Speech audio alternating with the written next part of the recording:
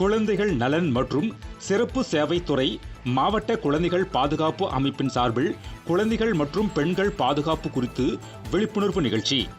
கரூர் ரயில் நிலையத்தில் நடைபெற்றது. Karur child helpline ஆலோசகர் சங்கீதா தலைமையில் இருப்பு பாதை காவல் உதவி ஆய்வாளர் மோகன் முன்னிலையில் நடைபெற்ற இந்த நிகழ்ச்சியில் 18 வயதுக்குட்பட்ட பெண் குழந்தைகள் திருமணத்தை தடுத்திட, காணாமல் போன மற்றும் வீட்டை விட்டு ஓடிச் சென்ற குழந்தைகளை மீட்க, பாலியல் துன்புறுத்தலுக்கு ஆளான பெண் குழந்தைகளுக்கு உதவிட, பெண்களுக்கு எதிரான பாலியல் ரீதியான துன்புறுத்தல்களை எதிர்கொள்ள